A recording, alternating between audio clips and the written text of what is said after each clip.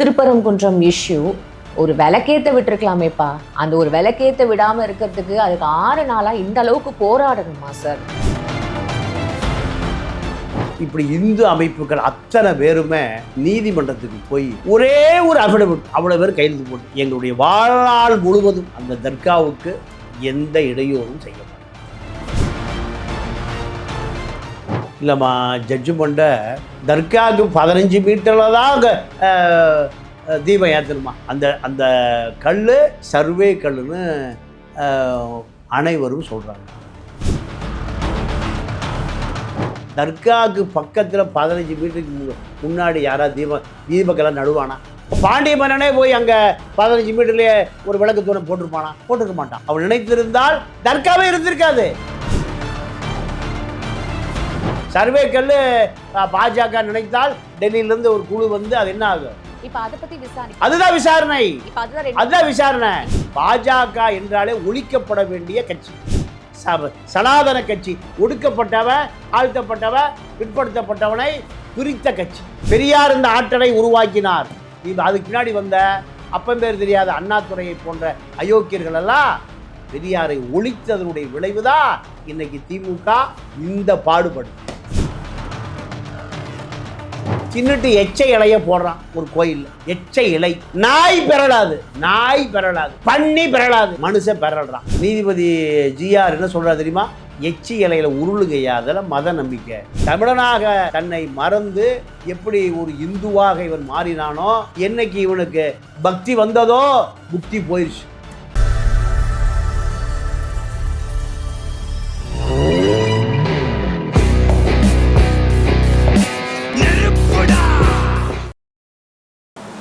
அனைவருக்கும் வணக்கம். இன்னைக்கு நம்மளோட மூத்த பத்திரிகையாளர் தமிழா பாண்டியன் சார் அணிஞ்சிருக்காரு. நிகழ்ச்சிக்கு போகலாம். வணக்கம். வணக்கம் சார், நல்லா இருக்கீங்களா? நல்லா இருக்கு.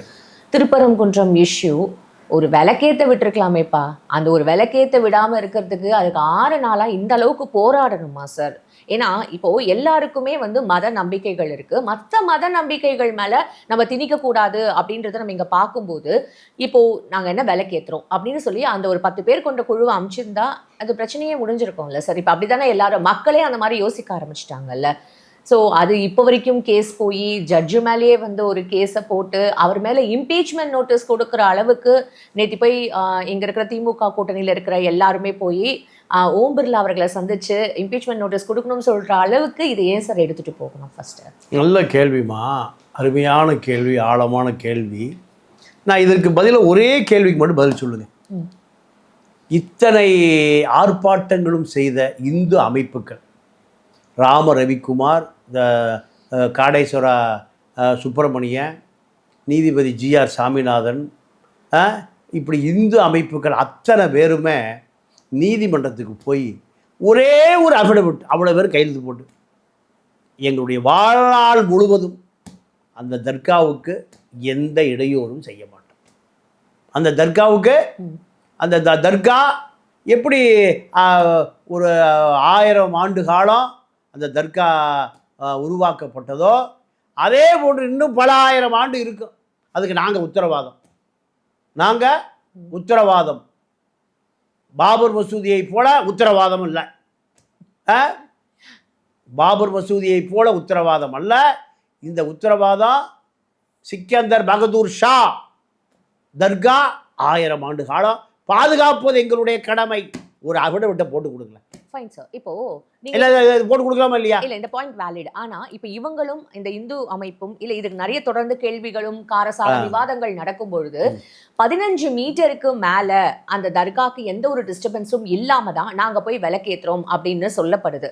ஒரு பக்கம் ஜிஆர் சுவாமிநாதன், அதாவது அந்த தனி நீதிபதி, அவரே என்ன பண்றாரு, சரி யாருமே வேண்டாம் நான் மட்டுமே போய் பார்த்துட்டு வரேன்னு சொல்லிட்டு அவர் போய் பார்க்கும்போது தர்காக்கும் இவங்க சொல்லப்படுற அந்த விளக்கேற்றணும் சொல்றப்படுற அந்த தூணுக்கும் 30 மீட்டர் டிஸ்டன்ஸ்க்கு மேல அந்த ஒரு டிஸ்டன்ஸ் இருக்கு அப்படின்றத அவர் அந்த கோர்ட்ல அவருமே அதை பார்த்துட்டு தானே சார் இந்த ஒரு ஜட்ஜ்மெண்ட்டை கொடுத்துருப்பாரு. இல்லைம்மா, ஜட்ஜ்மெண்ட்டை தர்காவுக்கு 15 மீட்டரில் தான் அங்கே தீபம் ஏற்றணுமா. அந்த அந்த கல் சர்வே கல்லுன்னு அனைவரும் சொல்கிறாங்க. சர்வே நீங்கள் எந்த ஒரு மத நல்லிணக்கம் உள்ள மனிதர்கள் தர்காவுக்கு பக்கத்தில் 15 மீட்டருக்கு முன்னாடி யாராவது தீபக்கெல்லாம் நடுவானா சொல்லுங்கள். தீபக்கல்ல 1300 ஆண்டுகளுக்கு முன்பு ஆண்ட சிக்கந்தர் பகதூர் ஷாவை பாண்டிய மன்னன் போரில் தோக்கடிக்கிறான். அதற்கான நினைவு தான் அந்த தர்கா. இப்போ பாண்டிய மன்னனே போய் அங்கே 15 மீட்டர்லேயே ஒரு விளக்கு தூரம் போட்டிருப்பானா? போட்டிருக்க மாட்டான். அவன் நினைத்திருந்தால் தர்காவே இருந்திருக்காது. புரியுதா? முட்டாள்களுக்கு சொல்கிறேன், இந்து முட்டாள்களுக்கு சொல்கிறேன், அதிகாரம் வைத்திருந்த பாண்டிய மன்னனை தர்காவை காலி பண்ணியிருப்பான். காலி பண்ணியிருப்பானா? பண்ணியிருக்க மாட்டானா? ஆனால் கொடுக்க கூடாதுன்னு நினைச்சிருந்தா கண்டிப்பா கொடுத்திருக்க மாட்டாங்க அப்படின்றதுதான் உங்களோட பாயிண்ட். அதாவது யாரு கொடுத்து பாண்டிய மன்னன் அந்த தர்கா அங்க இருக்க கூடாதுன்னு நினைச்சிருந்தா அவன் அதிகாரத்தை ஆணை படை குதிரைப்படை ஆணைப்படை வச்சு ஒரே நாள்ல இடிச்சிருப்பான். அவனே விட்டுட்டு போயிட்டான். யாரு? பாண்டிய மன்னனே விட்டுட்டு போயிட்டான். பாண்டிய மன்னன் விட்டுட்டு போன பிறகு அங்க தீபத்தூர் யார் வச்சது? யார் வச்சது? அது சர்வேக்கல். சர்வேக்கல் பாஜக நினைத்தால் டெல்லியிலிருந்து ஒரு குழு வந்து அது என்ன ஆகும்? இப்ப அதை பத்தி விசாரிக்க அதுதான் விசாரணை. இப்ப அதுதான் விசாரணை. நீங்க பாஜக என்றாலே ஒழிக்கப்பட வேண்டிய கட்சி, சனாதன கட்சி, ஒடுக்கப்பட்டவன், தாழ்த்தப்பட்டவன், பிற்படுத்தப்பட்டவனை பிரித்த கட்சி. இன்னும் ஒடுக்கப்பட்டவன் ஒடுக்கப்பட வேண்டும் என்பதற்காக ஒரு பெரிய அதிகார மையமாக மாறிய கட்சி. அது அடையாளம் தெரியுதே. தீயவர்களை பார்ப்பதற்கு எந்த கண்ணாடியும் தேவையில்லை. அப்போ பாஜக பழனி மலையில் ஏன் ஏற்றலை? அங்கேயும் மலை இருக்குல்ல. திருவண்ணாமலையில் ஏன் ஏற்றலை? அங்கே தர்கா இல்லை. திருவண்ணாமலையில் ஏற்றுறாங்க. இல்லை, ஏற்றுறாங்க. தர்கா இல்லாதனால அங்கே யாரும் போகலை. இங்கே தர்கா இருக்கிற காரணத்தினால் இந்து முஸ்லீம் சண்டையில் மட்டும்தான் பாஜக வளர்த்த முடியும் தமிழ்நாட்டில். இதுதான் இதுக்குள்ள பெரிய அரசியல் ஒளிந்திருப்பதை புரிந்து கொள்ளக்கூடிய ஆற்றல் தமிழனுக்கு இல்லை. பெரியார் இந்த ஆற்றலை உருவாக்கினார். அதுக்கு பின்னாடி வந்த அப்பம்பேர் தெரியாத அண்ணாதுரையை போன்ற அயோக்கியர்கள் எல்லாம் பெரியாரை ஒழித்ததனுடைய விளைவுதான் இன்னைக்கு திமுக இந்த பாடுபடுது. சர்வேக்கல்லா இல்லையா அப்படின்றத இப்போ ஒரு குழு வந்து இப்ப அமைச்சிருக்காங்க. அதுதான் இப்ப வந்து அந்த இடத்த போய் அதை 7 பேர் கொண்ட குழு அதை பாக்கிறதுக்கு போயிருக்காங்க. அதாவது சர்வேக்கல்லா இல்ல உண்மையாவே தீபத்தூணா அப்படின்னுட்டு. சார், இதையும் தாண்டி இங்க என்ன தெரியுமா, ஒரு மக்களோட எல்லாரோட கேள்வி, ஒரு நாள் தானே அந்த தீபத்தை ஏத்திட்டு போயிருந்தா இவ்வளவு பெரிய பிரச்சனையே இருந்திருக்காதே, இதை திமுக பண்ணதா இல்ல உண்மையாவே பிஜேபி தான் இதை பண்ணதா அப்படின்ற ஒரு கேள்வியே மக்களுக்கு வருது இல்ல சார்? இல்ல, நல்ல கேள்வி, நல்ல சந்தேகம் தான். ஒரு நாள் விட்டால் என்ன நடக்கும் தெரியுமா? இல்ல சார், சிறுபான்மையினர் ஓட்டுக்காக எந்த சிறுபான்மை ஓட்டே அல்ல அது. நீங்க திமுக அரசு சிறுபான்மை பெரும்பான்மை எல்லாம் தாண்டி ஒரு அரசு. அது காவல்துறையை, நீதித்துறையை வைத்திருக்கிற மக்கள் ஓட்டு போட்ட அரசு. நீங்க சிறுபான்மைக்கு உள்ள போறீங்க. ஓட்டு கிடைக்கல இல்ல, ஓட்டு கிடைக்கலன்னா அது இடிச்சிருமா திமுக? அப்படி அல்ல. நீங்கள் திமுகவுக்கு அதிமுக இருந்தாலும் இதைத்தான் செய்யும். இதுதான் பண்ணா அண்ணாதி பாப்பா. இந்த சிறுபான்மை மக்களுக்கான உரிமை என்பது எங்க? தர்காக்குள்ள போய் தீபக்கலை நட்டி. சார், உங்களோட பாயிண்ட்டுக்கே வரேன். தனி நீதிபதி சுவாமிநாதன், ஜிஆர் சுவாமிநாதன் அவர் கொடுத்த வந்து இந்த ஜட்ஜ்மெண்ட் எங்களுக்கு we are not happy அப்படின்றதுனால தான் அவங்க மேல்முறையீடு செய்யறாங்க. அங்க வந்து 2 பேர் கொண்ட நீதிபதி அமர்வு, அவங்களும் அதே மாதிரி தான் ஜிஆர் சுவாமிநாதன் கொடுத்த தீர்வுல எங்களுக்கு எந்த ஒரு ஆட்சேபனையும் இல்ல, நீங்க தாராளமா போய் தீபம் ஏத்தலாம்னு சொல்லிட்டு அவங்களும் தானே சார் அதே தீர்ப்பை கொடுக்குறாங்க. அப்ப இவர் மேல இம்பீச்மெண்ட் கொடுக்கறதா இருந்தா அப்ப அவர் மேலேயும் அவங்க 2 பேர் மேலேயும் இம்பீச்மெண்ட் கொடுப்பாங்களா? நல்ல கேள்வி, நல்ல கேள்வி, அறிவான கேள்வி. நான் என்ன கேட்குறேன், இந்த ஜிஆர் சாமிநாதனை இவர் எந்த பள்ளிக்கூடத்தில் படித்தாருன்னு தெரியல. அவர் சொல்கிறாரு இது சாணக்கிய சட்டம்ங்கிறார். புராண சட்டம், இந்து லா சட்டம். இதெல்லாம் நீங்கள் வீட்டில் வச்சுக்க. சுவாமிநாத ஐயர் தின்னுட்டு எச்சை இலைய போடுறான் ஒரு கோயிலில். எச்சை இலை நாய் பெறலாது, பண்ணி பெறலாது, மனுஷன் பெறல்றான். இதை அறிவான சமூகம் போய் நீதிமன்றத்தில் தடை வாங்கிடுச்சு. தெரியுங்க, அறிவான சமூகம் போய் தடை வாங்கிருச்சு. நீதிபதி ஜிஆர் என்ன சொல்கிறார் தெரியுமா? எச்சி இலையில் உருளுகையா, அதெல்லாம் மத நம்பிக்கை. என்ன நம்பிக்கை? எச்சி இலையில் நான் எச்சி மட்டும் வச்சு விரலாதீங்க, மலத்தையும் கழியுங்கள். நான் சொல்லலை, அவர் சொல்லலை, நான் சொல்கிறேன். ஆண்டவன் உங்களை பார்த்து கொள்ளுவார். எச்சி மலம் சிறுநீர் எல்லாம் கலந்து உருளுங்க.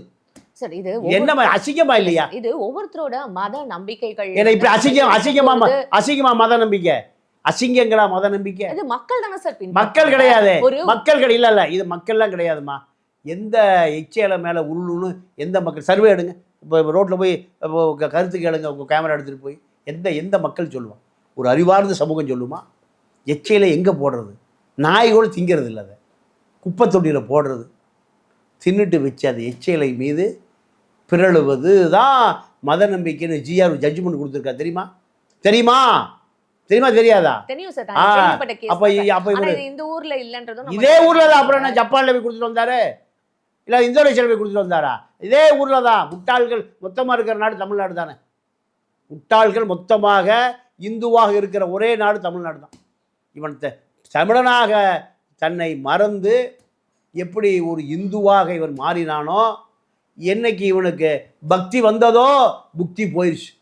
என்னைக்கு இவன் இந்துவாக மாறினானோ அன்னையோட இவனுடைய சுயமரியாதை போயிடுச்சு. இதை யார் சொல்கிறா? தந்தை பெரியார் சொல்கிறார். 95 ஆண்டு காலம் பல முதலமைச்சர்களை, பல அதிகார மையங்களை உருவாக்கி தன் வாழ்நாள் முழுக்க ஆராய்ந்த தந்தை பெரியார் சொல்றார்.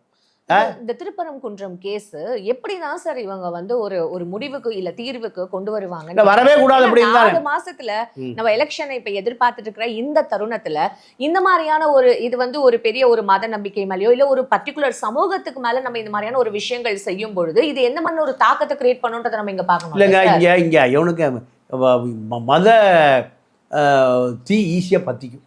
ஏன்னா சாதியா இருக்கான், சாதியா இருக்கான், தொட்டா தீட்டுன்னு சொல்லி வச்சிருக்கான் அந்த மதவாதி சங்கி. ஒரு மனிதன் தொட்டா உலகத்தை தீட்டுங்கிற ஒரு கான்செப்டே இங்கே உருவாக்கப்பட்டதான், நாக்பூரில் உருவாக்கப்பட்டதான், சங்கிகளால் உருவாக்கப்பட்டதான். ஒரு மனுஷன் நீங்கள் திருநெல்வேலியில் துறை ஒரு கலெக்டர், இந்த கலெக்டர் தன்னுடைய மனைவியோடு சாரட்டு வண்டியில் போகிறான். ஒரு ஒடுக்கப்பட்ட ஒரு சமூகம், ஒரு பெண் பிரசவ வேதனையில் தெருவில் நடந்து போகும்போது பிரசவ வேதனை வந்துருச்சு. கையை காலை வெட்டிட்டு உதவின்னு அழுகிறா. 10 பேர் வேடிக்கை பார்க்குறான், 10 தள்ளி நின்று. இப்படி ஒரு சமூகம் இந்து சமூகமா? கேவலமான இந்து சமூகம். அம்பேத்கர் சொன்ன கேவலமான இந்து சமூகம். அப்போ அந்த பெண்ணை ஆங்கிலேயன் என்ன பண்ணுறான்? தன்னுடைய மனைவி, வெள்ளக்கார மனைவியோடு இந்த சாரட்டு வண்டியில் ஏற்றி அகராகர தெரு வழியாக விடுறான் ஆஸ்பத்திரிக்கு. அவன் ஒன்றும் தப்பு பண்ணல. இதை சனாதனத்தை ஒடுக்கப்பட்டவளை தந்தை பெரியார் சொல்ல, ஆடுகளும் மாடுகளும் கேவலம் மலம் திங்கிற நாய்களும் நடமாடக்கூடிய வீதிகளில் மனுஷன் போகக்கூடாதா? அப்போ இருமா, அப்போ இந்த ஒடுக்கப்பட்ட ஒரு சமூகத்தை சேர்ந்த பெண் அந்த அக்ராகரத்து வீதியில் போன காரணத்திற்காக வாஞ்சிநாத ஆஸ்வரியை சுட்டு கொண்டான். இதுதான் வரலாறு. 100 வருஷம் முன்னாடி நடந்த ஒரு விஷயம் இன்னைக்கு அருமை. இப்போ 100 வருஷம் கழிச்சு சங்கர மடத்துக்கு ஒடுக்கப்பட்டவனை கொண்டு போய் நடு வீட்டில் உட்கார வச்சிங்கன்னா எல்லா பிரச்சனையும் முடியுமா? சங்கராச்சாரியார் செய்வாளா? பால பெரியவா பண்ணுவாளா? பால பெரியவா மகா பெரியவா போயிட்டார், கிளம்பிட்டார். நடுல பெரியவா தண்டத்தை தூக்கி போட்டு ஒரு பெண்ணோடு ஒரு நடிகையோடு எங்கே போனார்? தலைக்கு காவிரிக்கு போயிட்டார், குளிக்கிறதுக்கு ஜாலக்கிரீடம் பண்ணுறதுக்கு போயிட்டார்.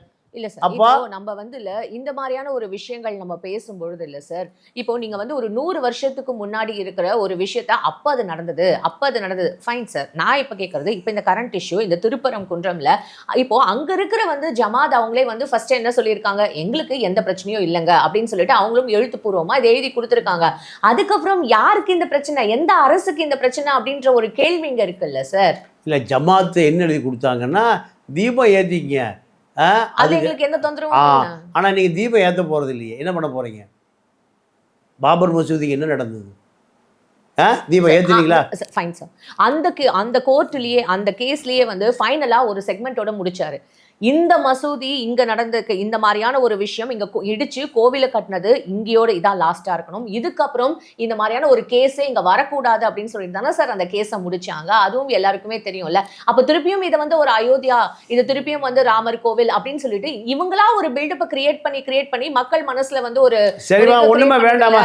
மக்கள் மனசுல ஒன்றும் விஷத்தெல்லாம் விதைக்க வேண்டாம். நீங்க இந்த மசூதி இடிக்கப்படாதுங்கிறதுக்கு யாராவது உத்தரவாதம் கொடுக்க சொல்லுங்க, வழக்கே முடிச்சோம். ஓகே, அதுதான் அதான் தீர்வு. நீங்க தான் இப்ப உச்சி பிள்ளையார் கோயில தீபம் ஏத்துனீங்க, இப்ப தர்காக்குள்ள ஏத்தணும்னு வந்துட்டீங்க. தர்காக்குள்ள ஏத்தணும். அப்ப நீங்க வந்திருக்கிற எல்லாம் ஒண்ணுதான். உச்சி பிள்ளையார் கோயில் எங்க இருக்கு, தர்கா எங்க இருக்கு? நீங்க தர்கா அதுக்குள்ள, அது தர்கா உள்ள முருகன் இருப்பணும். கொஞ்ச நாள் முருகன் வந்துடுவார் உள்ள. எங்க தர்காக்குள்ள முருகன் சிலை கண்டுபிடிக்கப்படும். தர்காக்குள் முருகன் வாழ்ந்ததுக்கான அடையாளம் வள்ளி தெய்வானையோடு அங்க இருப்பார், எழுதி வச்சுக்கு. ஸோ இதுதான் இப்ப இந்த மாதிரியான ஒரு விஷயங்கள் இப்ப விட்டா திருப்பியும் தொடர்ந்து அது வேற மாதிரியாக முடியும் அப்படின்றது தான். அதுதான் கூட கொள்கையே அதுதானே. நீங்க உங்களுடைய சாயமே அதுதானம்மா, உங்களுடைய அடையாளமே அதுதானே. நீங்க ஒருத்தர் 2 பேரையா கொன்னீங்க. பாபர் மசூதியில கொளுத்தப்பட்ட எத்தனை உசுர்களே சாட்சி. ஒருத்தர் 2 பேரை கொன்னீங்க. சரி சரி. இப்போ ஜிஆர் சுவாமிநாதன் மேல இம்பீச்மென்ட் கேஸ் கொடுத்திருக்கு, இப்போ இம்பீச்மென்ட் நோட்டீஸ் கொடுத்திருக்கு. ஆமா, இது என்ன மாதிரியான ஒரு இதுவா பார்க்கப்படும்? அது நீதிமன்றமோ நாடாளுமன்ற உறுப்பினரும் பார்த்துக்குவாங்க. ஏன்னா இவருடைய அடையாளம் என்ன என்பது மக்களுக்கு தெரியும். 17ஆம் தேதி வரைக்கும் நான் இந்த கேஸை வந்து ஒப்படைச்சிடுறேன், நீங்க அதுக்கான ஒரு தீர்வு கொடுக்கலாம், அதுக்கப்புறம் திருப்பியும் நான் இந்த கேஸை எடுத்து நடத்துவேன்ற மாதிரியான ஒரு அவர் எடுக்கட்டும். அல்ல, அவர் கண்டிப்பா எடுப்பார். அவருக்கு உச்ச நீதிமன்றம் உயர் நீதிமன்றம் அவரை கட்டுப்படுத்துவதில்லை. அவர் நாக்பூர் இருக்கக்கூடிய RSS பீடம் தான் அவர் கட்டுப்படுத்துது. அதனால அவர்களுக்கு தான் விசுவாசமா இருக்கும். உங்களோட இது என்ன அப்படின்னா, இங்க இருக்கிற பிராமின் தான் இருக்கிற அத்தனை லாயர்ஸ்க்குமே வந்து பிஜேபி வந்து சப்போர்ட் பண்ணது அப்படின்றது 100% உண்மை. 100% உண்மை. அவர்கள் நீங்க மதவாதத்தோடு இருக்கான், காவி கலரோடு இருக்கான், காவி வெறியோடு இருக்கான், சூழாயத்தை வச்சிருக்கான், ரத்தம் வடிது. அதுல யாருடைய ரத்தம்? முஸ்லீம்களுடைய ரத்தம், கிறிஸ்துவ ரத்தம், ஒடுக்கப்பட்ட சமூகத்துடைய ரத்தம், தாழ்த்தப்பட்டவருடைய சமூகத்துடைய ரத்தம் வடிந்து கொண்டே இருக்கு அந்த சூழாயத்தில். காமராஜை குத்துவதற்கு, காமராஜை கொள்வதற்கு போன அதே கூட்டம், அதே சூழாயுதம், அதே ரத்தம். சார், நீங்க ஒரு வார்த்தை சொன்னீங்க, ஏடிஎம்கே ஆட்சியில கூட இதே மாதிரிதான் ஒரு விஷயம் நடந்திருக்கும் அப்படின்னு. இப்ப எடப்பாடி பழனிசாமி அவரோட ஸ்டாண்ட் என்ன சார் இந்த கேஸ்ல? அதாவது அவர் இப்ப பிஜேபியில தன்னை காப்பாத்திக்கிறதுக்காக இருக்காரு. அதனால பிஜேபி கருத்தை என் கருத்துட்டார். அதிகாரத்தில் இருந்தால், ஆட்சியில் இருந்தால் வேற மாதிரி சொல்லிருப்பாருன்றீங்க. அதுதான் அரசியல். அதுதான் அரசியல். ஆட்சியில் இருந்தா ஒண்ணு, ஆட்சி இல்லைன்னா ஒண்ணு. Fine sir. இப்போ இதையும் மக்கள் வந்து பார்த்துட்டு தானே இருக்காங்க. எல்லாத்தையும் மக்கள் பார்த்து கொண்டு இருக்கிறான், அறிவாளிகள் பார்த்து கொண்டு இருக்கிறான், தமிழ்நாட்டு சிந்தனையாளர், புரட்சியாளர் எல்லாம் பார்த்துட்டு தான் இருக்கான். Fine sir. இதை பற்றி நம்ம நிறைய விஷயங்கள் வந்து இதை பேசியிருக்கோம். சொல்கிற மாதிரி மக்கள்கிட்டே வந்து இந்த முடிவை விட்டுடலாம், என்ன மாதிரியான ஒரு டிசிஷன் வருது அப்படின்றத நம்ம திருப்பியும் அதுக்கப்புறம் வந்து விவாதத்தில் இறங்குவோம். இதுவரை எங்ககிட்ட வந்து ரொம்ப அழகாக எல்லா விஷயமும் எக்ஸ்பிளைன் பண்ணுங்க சார். உங்கள் நேரத்துக்கு நன்றி, வணக்கம்.